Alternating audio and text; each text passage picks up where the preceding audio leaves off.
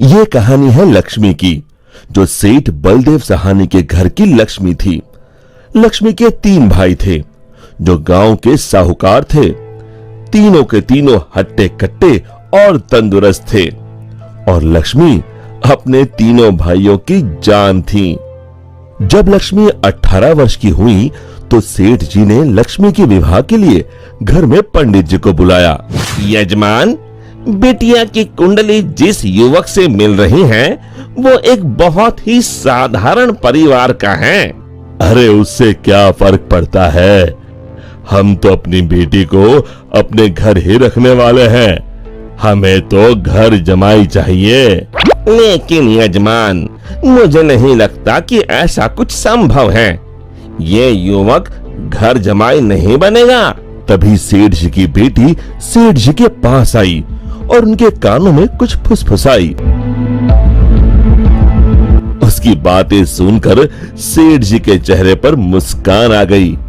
ठीक है पंडित जी, आप शादी की बात आगे बढ़ाइए। और फिर कुछ महीनों में लक्ष्मी की शादी एक बहुत ही साधारण युवक विमल से हुई। शुरू में दोनों की अच्छी बन रही थी और विमल की माँ सरिता भी बहुत खुश थी। एक दिन सोते वक्त लक्ष्मी ने विमल से बात की। ना इस घर में ढंग का सोफा है, ना गद्देदार पलंग और ना ही टीवी। ए जी, आप मेरे साथ मेरे पापा के घर चलिए ना, वहाँ सब कुछ है। नहीं लक्ष्मी, अब यही तुम्हारा घर है, तुम्हें इसी घर में रहने की आदत डालनी होगी। उस दिन के बाद लक्ष्मी हर छोटी छोटी बातों पे विमल से झगड़ा किया करती। उनके बीच बात इतनी बिगड़ गई कि अब लक्ष्मी कभी बेलन तो कभी बर्तन फेंक फेंक कर विमल को मारती। विमल बेटा, ये क्या है, तुम दोनों ऐसे लड़ क्यों रहे हो? माँ, ये रट लगाए बैठी है कि मैं भी इसके साथ इसके बाप के घर में जाकर रहूं, घर जमाई बनकर। भला मैं ये कैसे कर सकता हूँ? और इसीलिए हमारी रोज अनबन होती है। एक काम कर, तू उसे अच्छे से समझा कि अब यही उसका घर है। अगले दिन फिर से लक्ष्मी विमल को अपने घर चलने के लिए जोर डालने लगी। आप मेरे साथ मेरे घर चलिए, आपको यहाँ गरीबों की तरह जीने की कोई जरूरत नहीं है। मेरे पापा के पास सब कुछ है। मैंने तुम्हें कितनी बार बोला है, मैं घर जमाई नहीं बनना चाहता हूँ।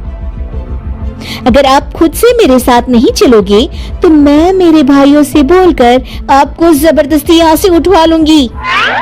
बहू की ये बात सुनकर सरिता को अपने बेटे की चिंता सताने लगी। इसके तीनों भाई तो इतने शक्तिशाली है, मेरे बेटे का क्या हाल होगा? ये मैंने क्या कर दिया? इससे अच्छा तो किसी गरीब की बेटी ब्याह लाती, कम से कम कोई आफत तो नहीं आती। अब सिर्फ बाबा जी ही मेरी मदद कर सकते हैं। सरिता बहुत दूर एक बाबा जी के पास गई और उन्हें अपनी पूरी दुख भरी दास्तान बताई। अब आप ही बताइए बाबा जी, मैं अपने बेटे को बचाने के लिए क्या कर सकती हूँ? ये ताकतवर इंसान ऐसे ही होते हैं, हमेशा निर्बलों को दबाना चाहते हैं। अब सिर्फ गुफा में रहने वाली डायन ही तुम्हारी मदद कर सकती है। सिर्फ वही तुम्हें ताकतवर बना सकती है, जिससे तुम अपने बेटे को बचा सकती हो। बाबा जी, मुझे ये डायन कहाँ मिलेगी? वो उत्तरी दिशा में मिलेगी, लेकिन उससे मिलने से तुम्हारे प्राण भी संकट में आ सकते हैं। अपने बेटी की जान बचाने के लिए मैं कुछ भी कर सकती हूँ। सरिता उत्तरी दिशा में निकल पड़ी और गुफा तक पहुंचते पहुंचते उसे रात हो गई। कोई है यहाँ? क्या आज एक इंसान यहाँ खुद चलकर आया है? वो भी मेरा खाना बनने। मैं आपसे मिलने आई हूँ। मिलने? मुझसे? हाँ। वो भी खुद चल के? बताओ बताओ क्या बात है? सरिता ने डायन को अपनी कहानी सुनाई।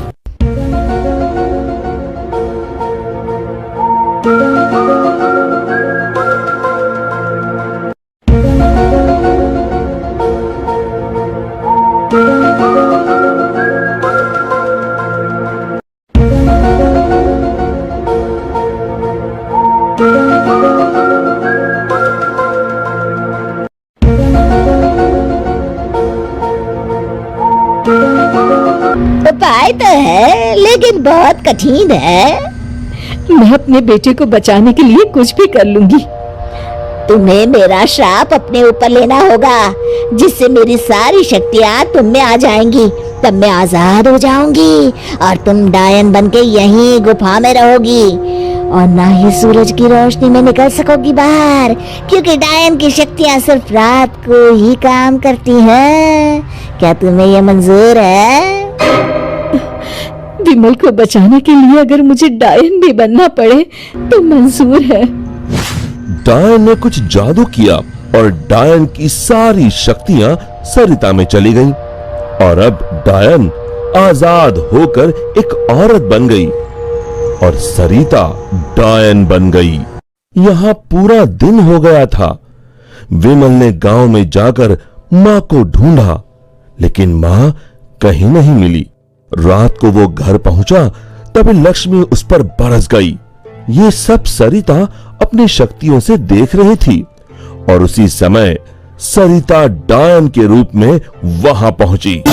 सरिता को डायन के रूप में देखकर उसके पैरों से मानो जमीन खिसक गई। सरिता जोर जोर से हंसने लगी।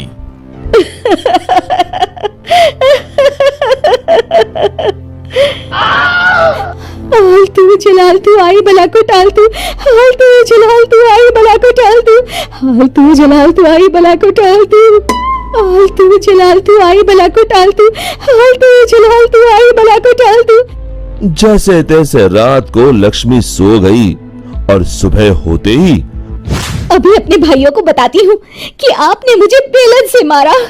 लक्ष्मी दरवाजे से पांव बाहर डाल ही रही थी कि सरिता ने अपने हाथ लंबे कर कर लक्ष्मी के पांव पकड़ लिए।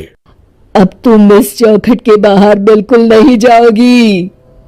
एक बार फिर से लक्ष्मी बेहोश हो गई। अब जब भी लक्ष्मी कुछ बेतुका करने जाती थी, सरिता बीच में आकर अपने बेटे को बचा लेती और बेचारी लक्ष्मी डायन से डरकर घर के कोने में दुबक कर बैठी रहती। हाल तू जलाल तू आई बला को टाल तू, हाल तू जलाल तू आई बला को टाल तू, हाल तू जलाल तू आई बला को टाल तू। विमल दिन रात अपनी माँ को याद करके रोता। तू कहाँ है माँ? कहाँ चली गई मुझे छोड़ के?